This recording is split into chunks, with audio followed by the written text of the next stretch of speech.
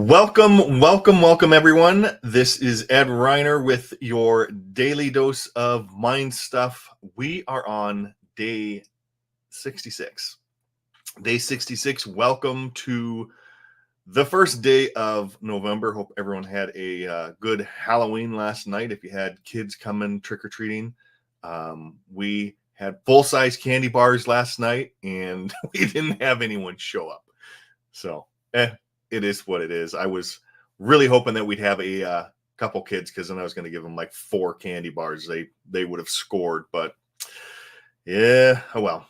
Anyway, today we are moving on to session 16. We're almost done with the Born Rich seminar. A lot of good information that has been coming out of this. This whole seminar has been phenomenal, and I've really enjoyed going through this again, going through my workbook, doing the exercises, and I've gotten a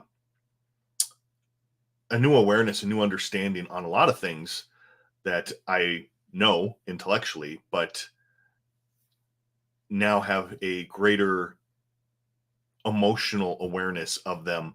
And this is why it is key. And you'll hear Bob saying, and I will say all the time, that repetition is the key to this. You've got to keep listening. People will watch, oh, I've seen that video before, or I've heard that.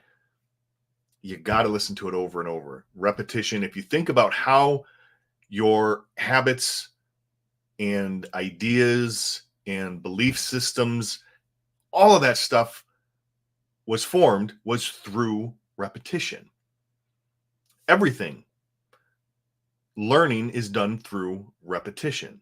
When you were a child and you were taught how to tie your shoe, your mother, father, guardian, whoever it was that taught you, didn't, there you go, show you, and then, okay, boom, you know it. No, it took the repetition of doing it over and over and practicing and screwing it up and pulling on the strings and it coming apart, and you've got the two ends and it totally unraveled, trying to figure out how it was done. The same holds true with this and everything else. If we're going to change our paradigms, we're going to change our behavior, our patterns, our habits to fit and be in harmony with the new person we have to become to reach our goals, it's going to take repetition. I know in one of the first programs that I went through with Bob Proctor, when I was in his year-long coaching program, was the Goal Achiever. And in the end of every single one of the audios, he ends it by saying, repetition, listen to this again. Repetition is the mother of our learning. Remember, listen to this audio again. I didn't really understand it at that time. I did a little bit, but now as years have passed and I continue to study this, and like I said, going through this session again, this session meaning this whole seminar series of the Born Rich, which I've gone through a couple of times, and I've listened to these ideas. They're just presented in a different way. And to me, the era, the datedness, I guess, I don't know if that's a word, but, being done in the 80s and, and all the chalkboards and people, oh, that doesn't matter. It's the message. It's the ideas, and they're done and said in a different way. Bob is much younger now than you find if you search any of his videos now. The ideas are there. They're said differently, but it's the same, but you get something different out of it. So anyway, let's move on to this session because it's a long one, and this is on vibration and goals. So this is going to tie up this whole law of attraction and vibration frequencies. John Canary is going to go into this. He does a phenomenal job. So let's pop over to him, and I will see you guys when this session is done for a little recap. Here we go. Now, someone gave us a number of books here not too long ago, and there's something in here that I want to share with you because I know what happens when we go through this particular session. A lot of people go away from it and they ask this question instead of studying. What do you mean by vibration? What do you really mean? Well, this is about the best definition I've ever found. Every thought changes the rate of vibration.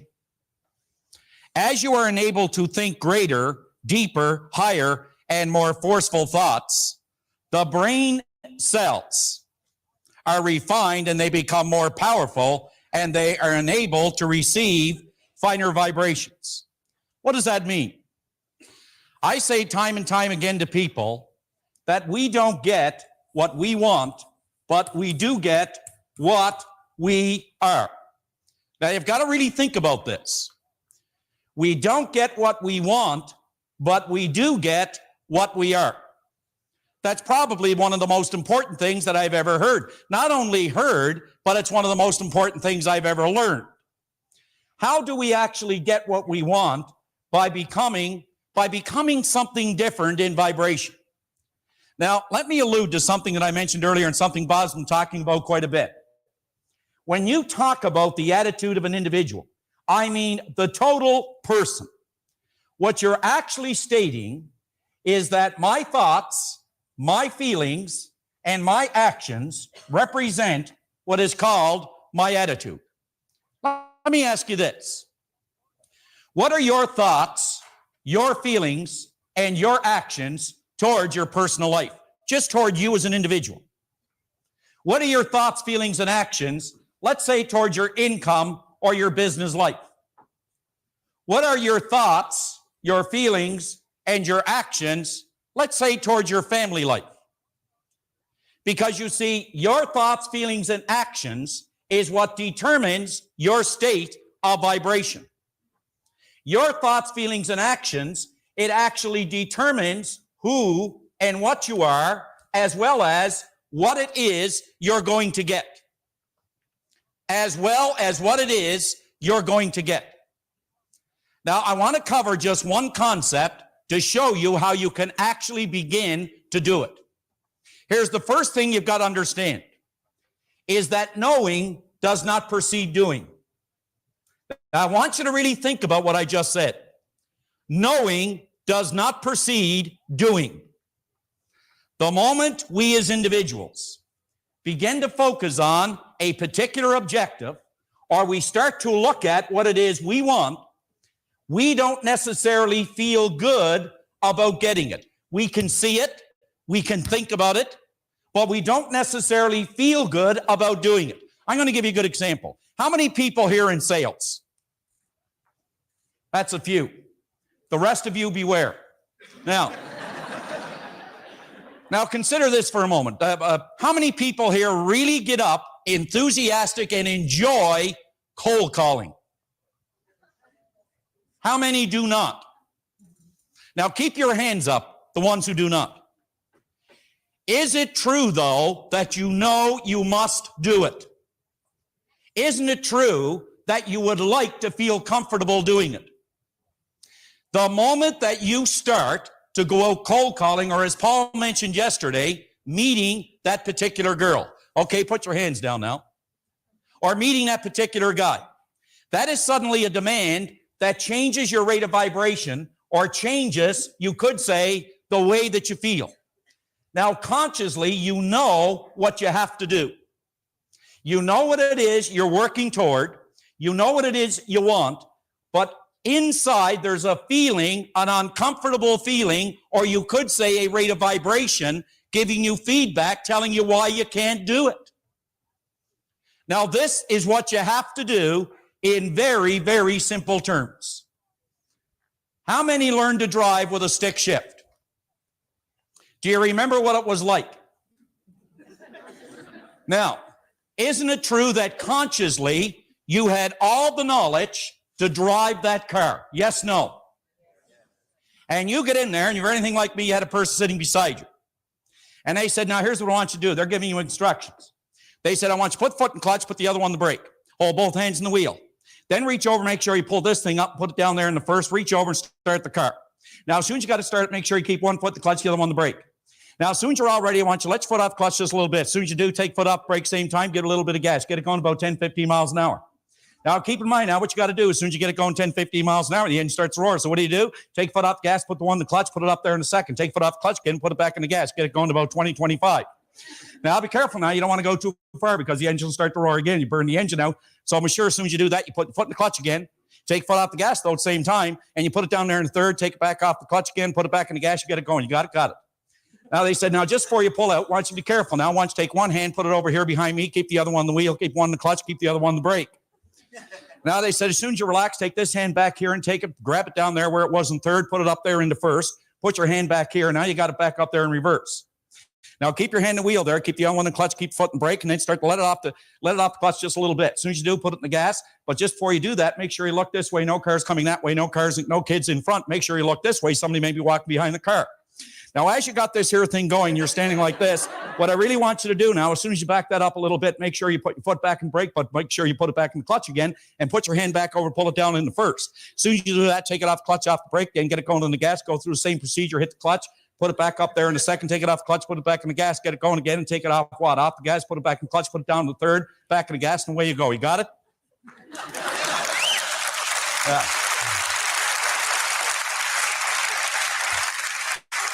Now, what actually happened is you had all the knowledge to drive the car. But you know what's interesting? You were not yet in harmony with your idea.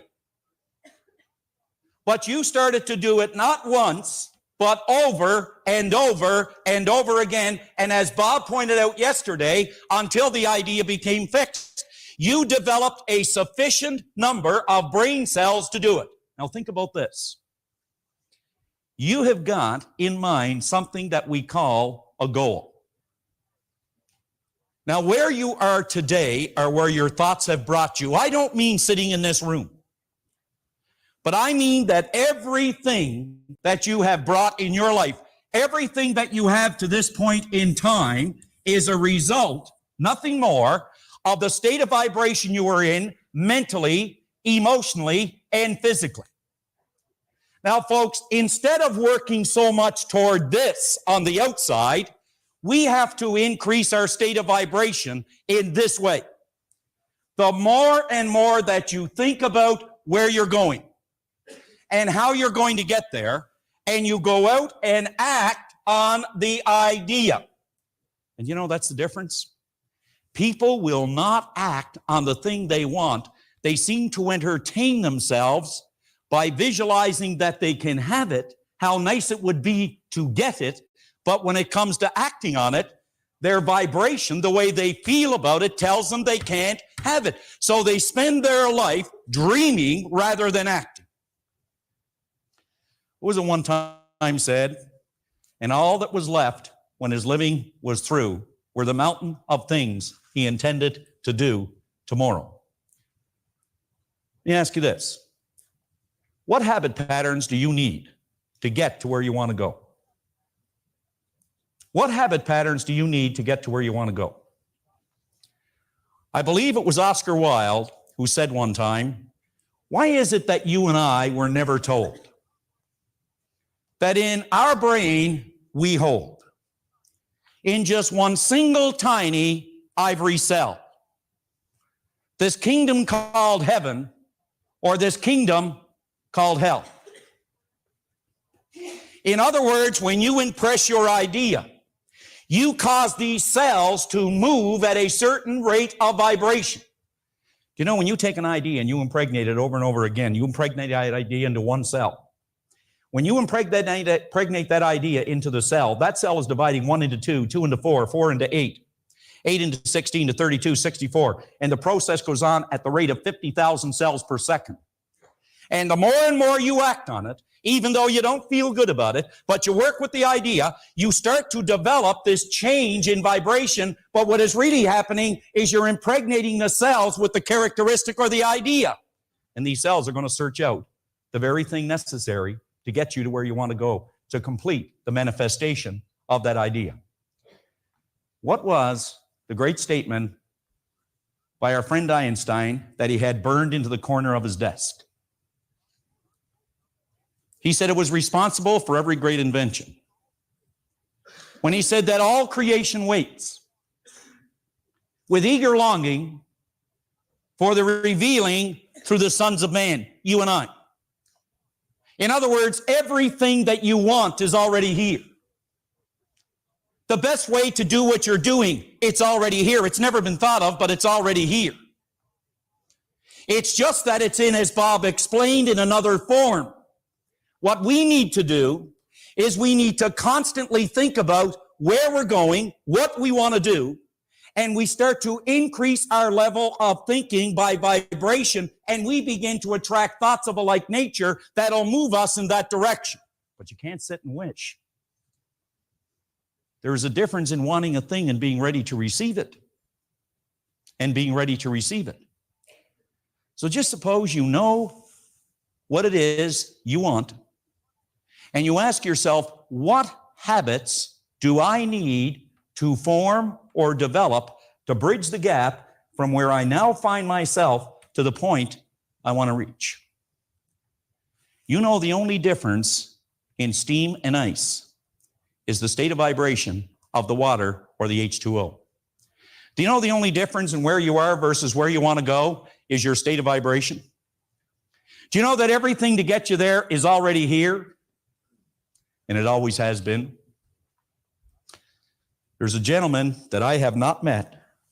He's in the audience today. And his name is Boris Pico. Listen to this. This man lost or did not have a car or his driver's license, I'm not sure which. But Boris, where are you? Boris, stand up so everybody can see you for a moment. Boris sold in 1 month without a car 28 homes. But listen to this. What is really interesting is he stands up there. Boris is not going to speak, so it's okay. I just want you to see him. I never even met you, Boris. I just was reading this. Without a car, he sold 28 homes in a month. And he said, what happened is, just walk down a little bit, Boris, so people can see you a little bit better there. And what happened is, because he didn't have a car, he said, I decided just to go out and knock on doors every day. Now, you see, as a result of that, he not only formed the habit, but he changed his entire state of vibration. Consequently, everything that was in harmony with the way Boris thinks, with the way Boris feels, and the way Boris acts, he started to attract that very thing into his life. That very thing into his life. Without a car. Without a car. Why don't we give Boris a hand?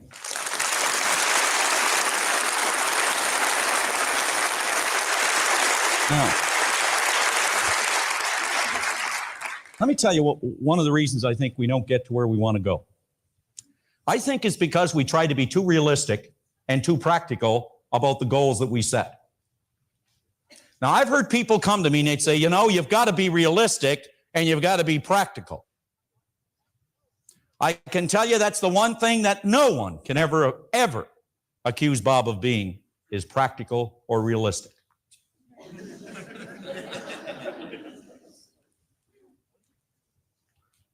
Hans Selye, who was the greatest doctor on stress on this earth, anywhere he'd speak, he would attract some of the greatest minds from all over this earth.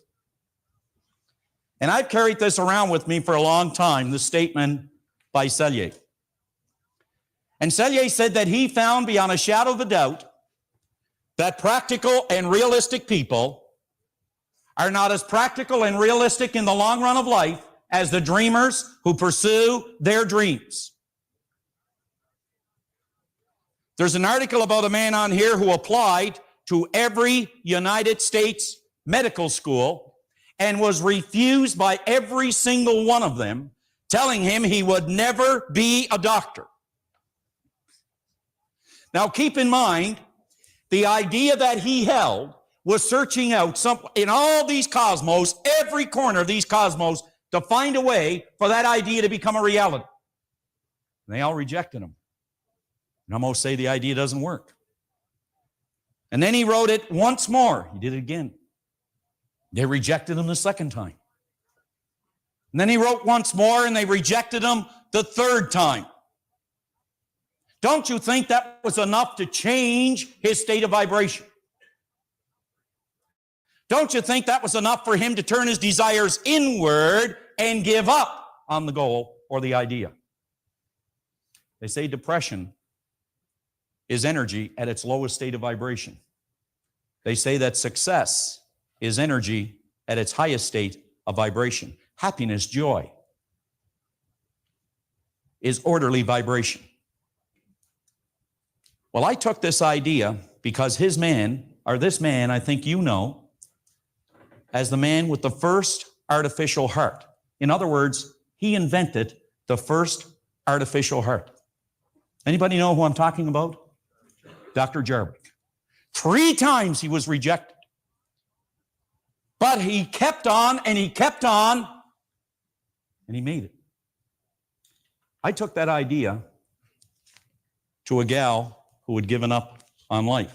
Call her at any time. Her name, Robinson, Hillary Robinson.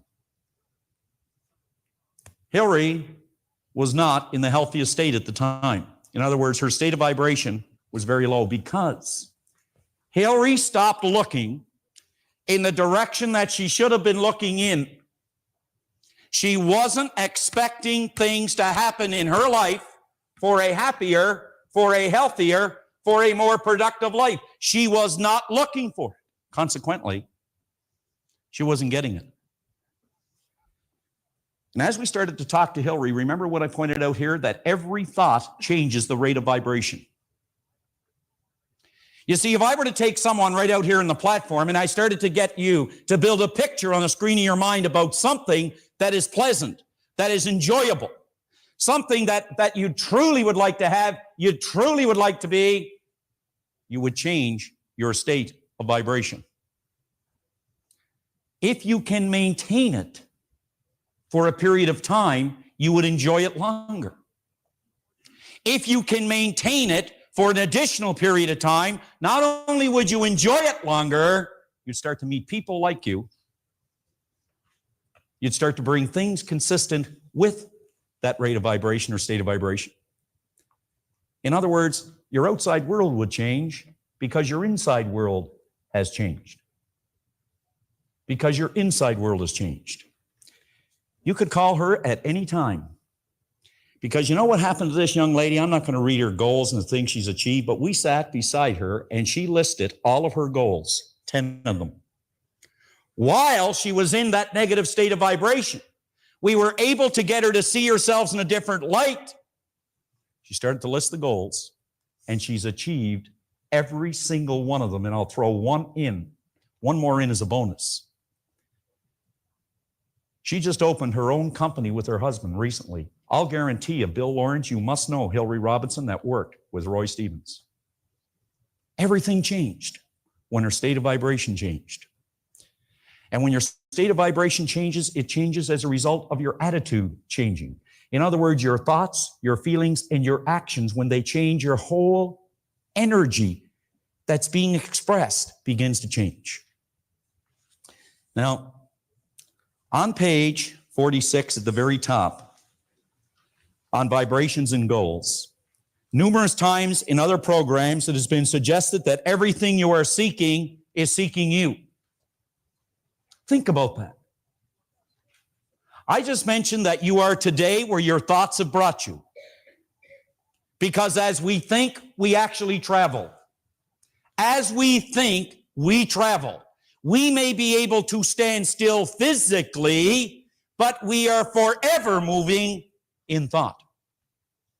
We are forever moving in thought toward that which we most secretly love, be it base of beautiful or a mixture of both. For we always gravitate towards that which we most secretly love. Always do. Even the things we don't like are the things we love. Otherwise, we wouldn't have them. It was suggested that we already have everything that we want. You don't have to get anything. It is simply a matter of becoming aware of what you already have, for it is within. It's with you always.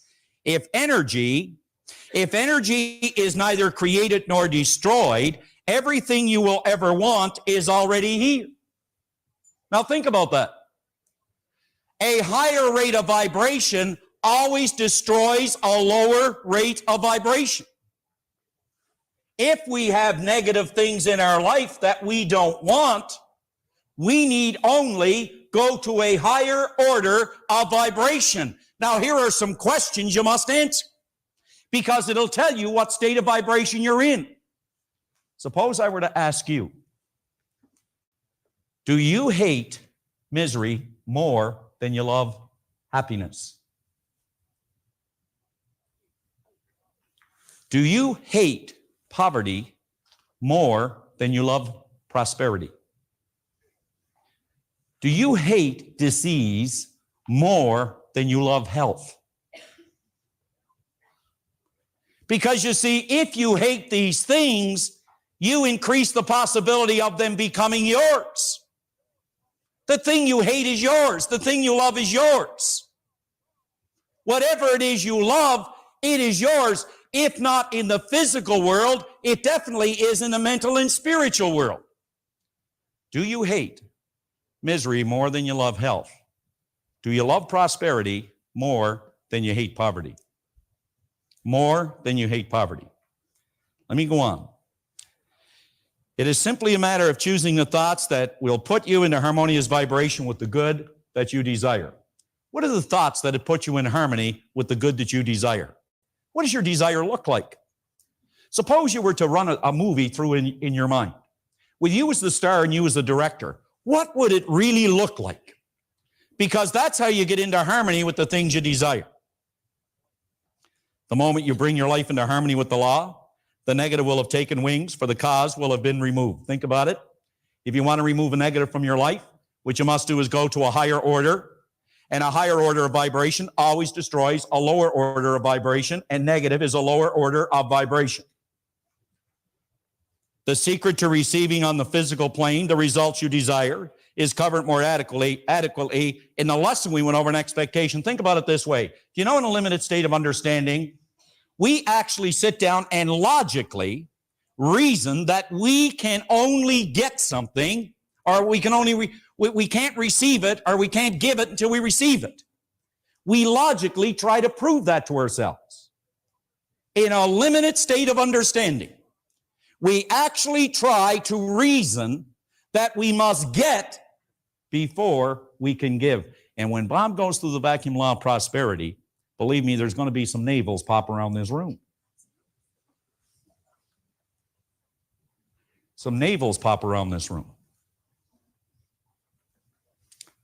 I was with my good buddy, Mike Proctor, last week, and he was telling me a story about a man that I'd sat down and talked to over a year ago. And we were talking about this very thing.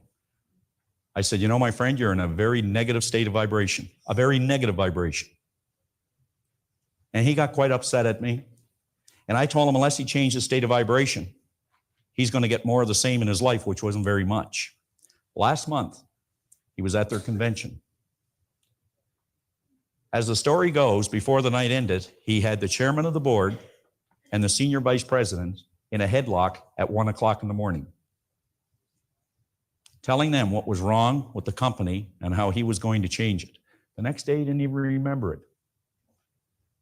But see, I said over a year ago that more of the same was going to happen unless he changed his state of vibration. Obviously, he has not, at least to that day. So this lesson then is designed to help you understand how to get into harmonious vibration with the good that you desire, and then how to stay in that state of vibration. Think about it this way. There are people that come to me and say they're looking for the right mate. How can I find the right mate? Well, what you do is be the right mate. You see, you don't get what you want, you get what you are. And when you become in spirit, when you become mentally, when you become spiritually, when you become emotionally involved in what it is you want, you become that person that would have it. You become that person that would have it. The law of perpetual transmutation of radiant energy. Well, I believe that Bob just briefly touched on it a moment ago when he said a person throws off a positive vibration. That person must, under the law of perpetual transmutation of energy, take on an equal amount, because as we sow, so shall you reap.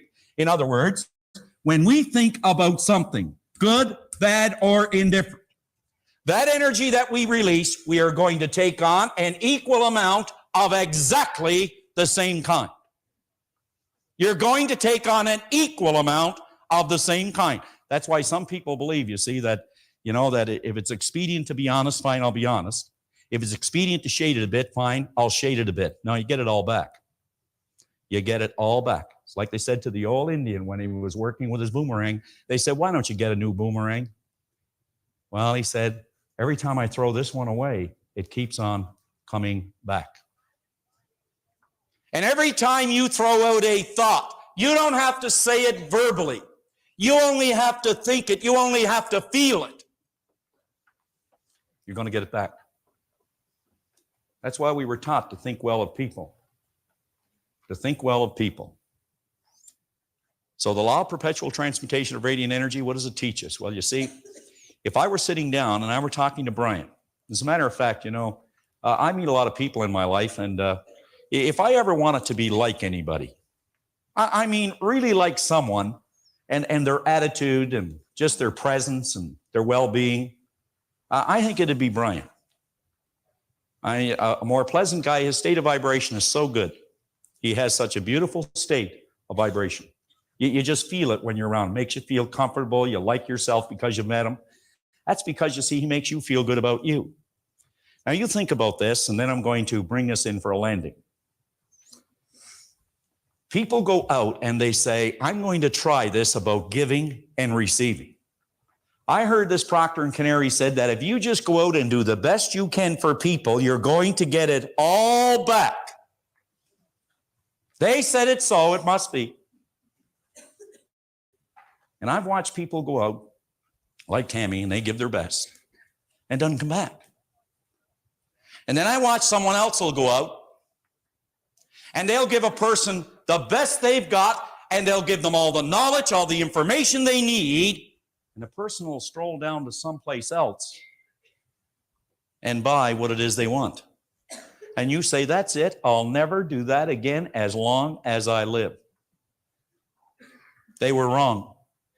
I'll never go to one of those seminars again. It's all a pile up.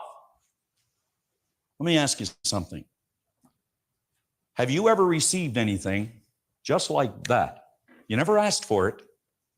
You never really expected it. It could have been a sale where someone just walked in and said, I'll take 4 of those. And you go, you'll never believe what a coincidence. Did I ever get lucky today? Someone walked in and bought it all. Has that ever happened to anybody where you made or something happened, you weren't expecting it totally? That ever happened to anybody? Am I the only one? I was going to ask how many people know how to hold up their hands. But now think about this. Your responsibility is just one. Just one. If you can understand that every thought changes your state of vibration, every thought you entertain, that means that the only responsibility we have is to put it out. To put it out. Universal principle, spirit, whatever that which is, the no thing, as Edison called it. It will reciprocate in like kind, but it does not say when or from where or through whom it is coming back. Please understand that. If I give the best I've got to Jim, I may get it back from Brian. Spirit, universal intelligence, it will determine whether I'm getting it back and when and how I'm going to get it back. I'd give anything for a young person to understand that. Because you don't get it back from the person you've given it to doesn't mean you're not getting it back. Your responsibility is to put it out. Universal intelligence will determine how, when, and through whom it is coming back.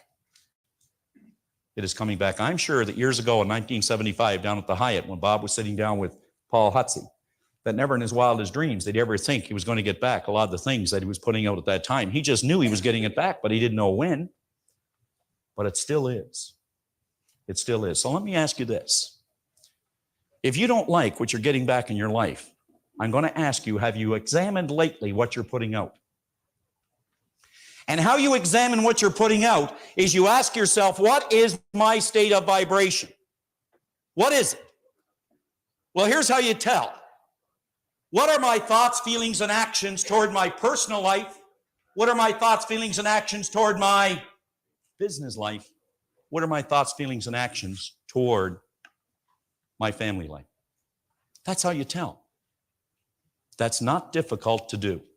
And that'll tell you what your attitude is, what your state of vibration is, and it'll tell you why you have the things that you actually have.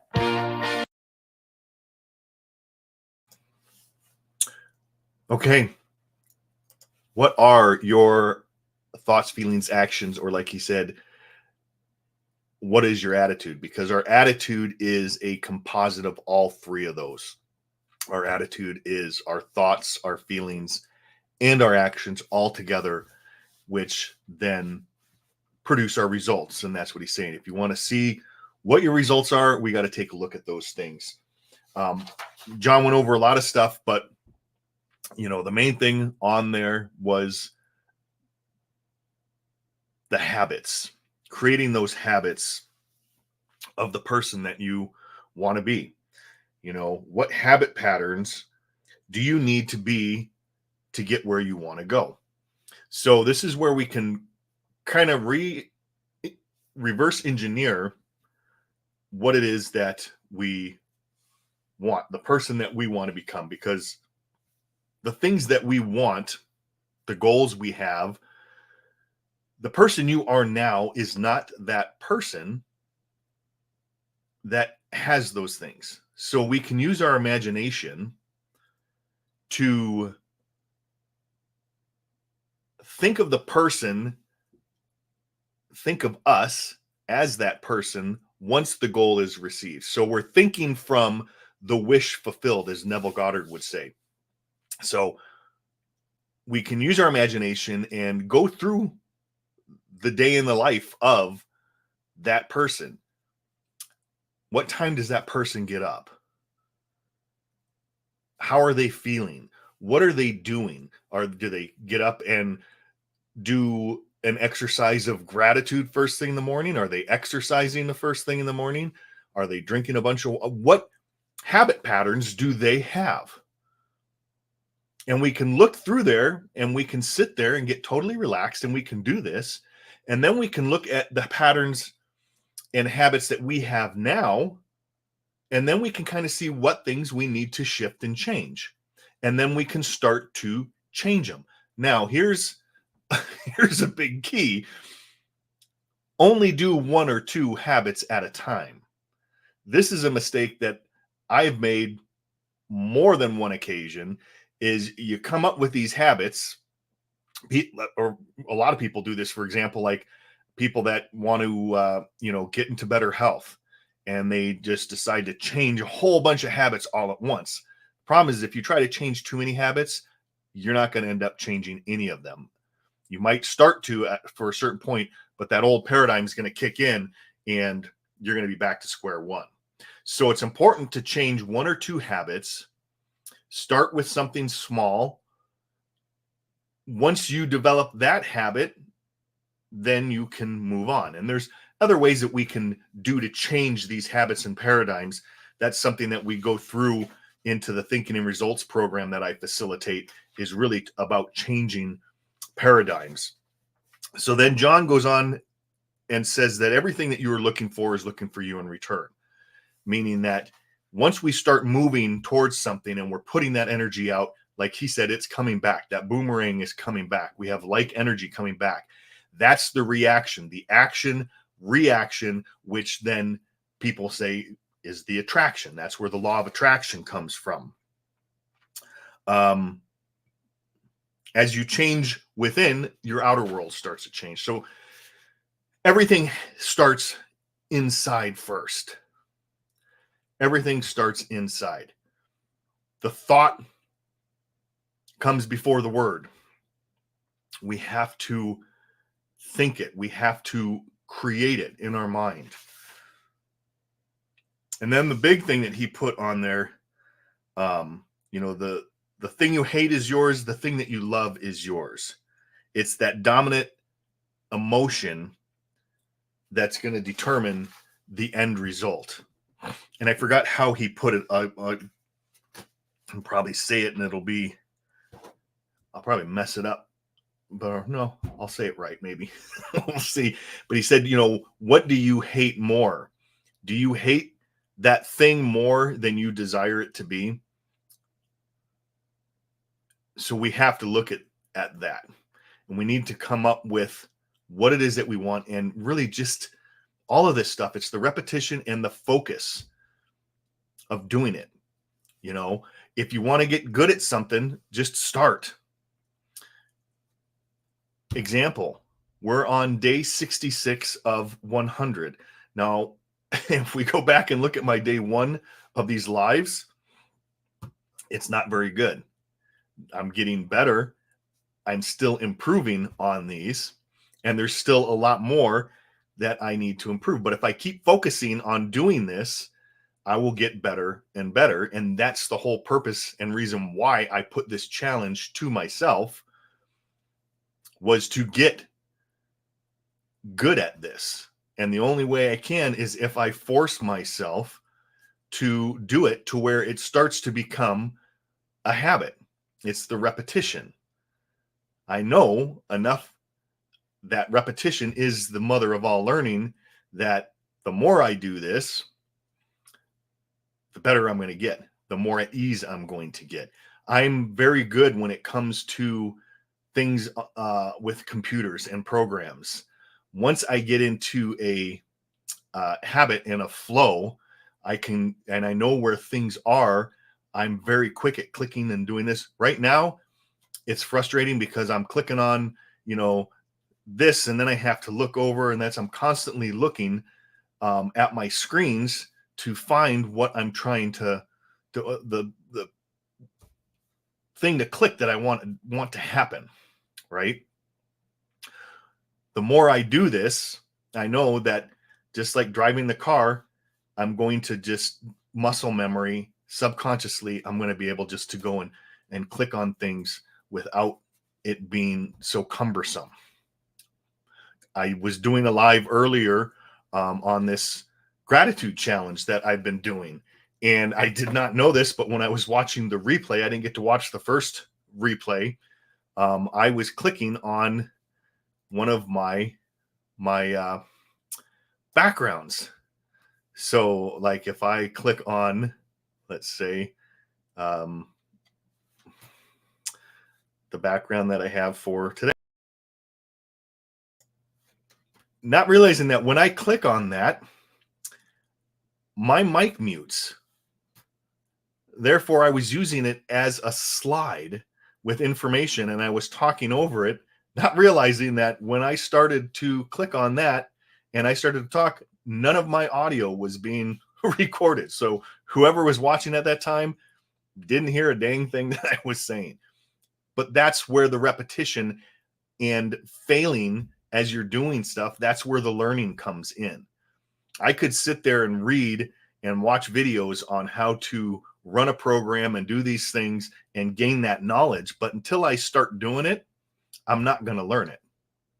And that's how we have to look at everything that we're doing, is you need to come up with your goal. You need to step out and you need to start to do it. So that's all the time that we're going on today. Tomorrow, we go into the risk takers. The risk takers. Going to be another good session. We've only got 3 more to go. So we've got session 17, which is the risk takers. We're going to go then to the razor's edge, which is 18, and then 19 is thinking in reverse. Slow down. And then this seminar is done. So I hope you will join me tomorrow. Bring somebody that needs to see this stuff. Watch this over. Repetition. Start figuring out those patterns and those habits of the person that you want to become, what they are, and then start to work on those habits. So once again, I want to thank you for joining me, and I will see you guys tomorrow. This is Ed Reiner with your Daily Dose of Mind Stuff. Peace. God bless.